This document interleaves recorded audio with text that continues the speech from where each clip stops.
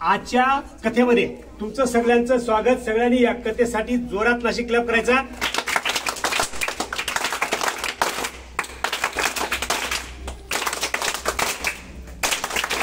टाळ्याचा आवाज कथेसाठी असू देत ना।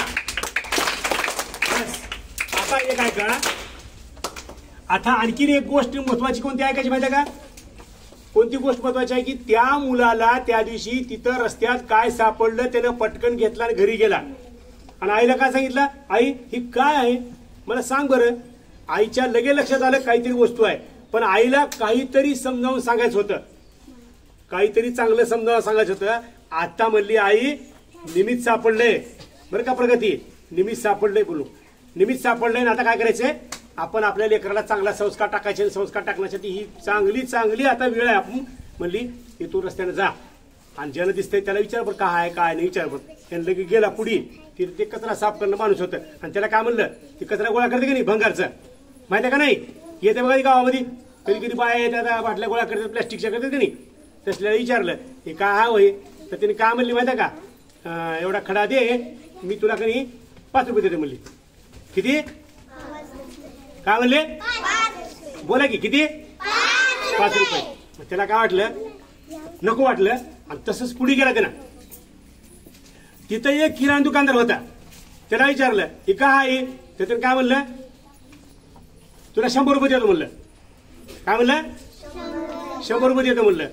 पुन्हा पुढे गेला एक शेतकरी होता, शेतकरी काय म्हणला तुला टोपलं भरून भाजी देतो म्हणला, घे म्हणला आणि दे मला ती भाजी काय करायची मला म्हणलं।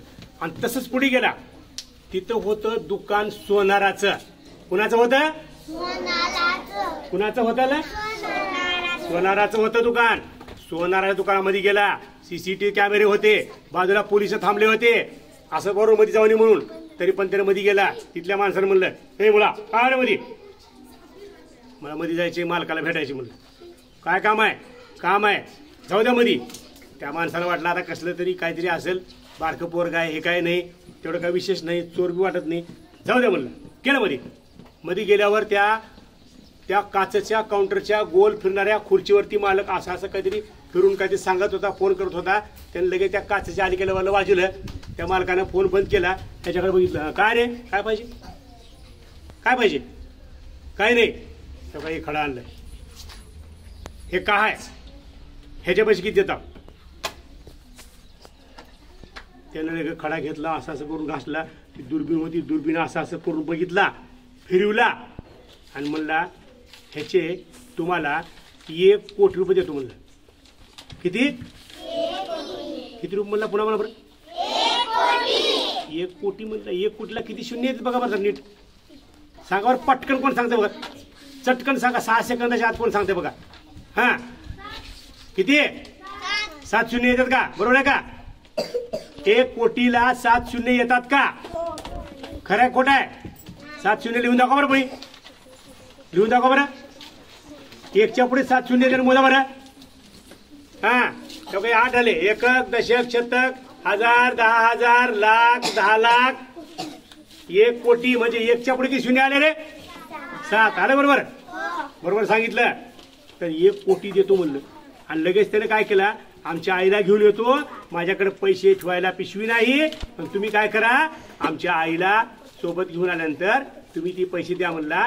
ती हिरा घेतला, हातात ठेवला आणि दुकानाच्या बाहेर गपचूप गेला आणि लगेच तिकडून आईला हाक मारला आणि आई तू म्हणली होतीस का नाही मला फिरून ये, तुला मी चांगलं सांगते, काय सांगायचं होतं मला, ती खडा घेतलीस हातात घेतलीस, तुझ्या माझ्या हातात दिलीस, पहिल्या सुद्धा भंगाराला भेट म्हणलीस, शेतकऱ्याला भेट म्हणलीस, किराणा दुकानदाराला भेट म्हणलीस, पुन्हा कोणाला भेट म्हणलीस, सोनाराला भेट म्हणलीस, मला काही कळलंच नाही, उगाच तू मला पाठविलीस। ह्याने 100 रुपये देतो म्हणताय, त्याने 5 रुपये देतो म्हणताय, त्याने भाजी देतो म्हणताय, ह्याने 1 कोटी रुपये देतो म्हणते, ह्यात काय शिकायसारखं, काही बी नाही शिकायसारखं, सांग बरं तू।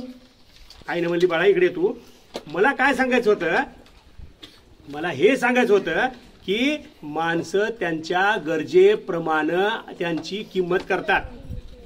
आता तुम्ही गेलो मावशीच्या घरला, तर मावशी काय म्हणते, आलं माय म्हणते, मामी त्याच्यापेक्षा जास्त माया करते, आई आपली सगळ्यात जास्त माया करते का नाही? माणसं त्यांच्या गरजेप्रमाणे आपली किंमत करते, कळलं का नाही? तुम्ही असं म्हणायचं नाही त्यांच्या लग्नाला गेलो आम्हाला विचारलं बी नाही, ह्याच्या लग्नाला गेलो आम्ही इकडे विचारलं बी नाही, शाळेमध्ये आला आम्हाला विचारलं बी नाही, माझ्या मैत्रिणीच्या घराला गेलो विचारलं बी नाही, असं कधी म्हणायचं का? म्हणायचं का? कधीच म्हणायचं नाही. माणसाची किंमत त्याच्या गरजेप्रमाणे केली जाते. आजची गोष्ट कळली तुम्हाला? सगळ्यांनी एक वेळेस क्लॅप घ्या. ओके, वंदे मातरम.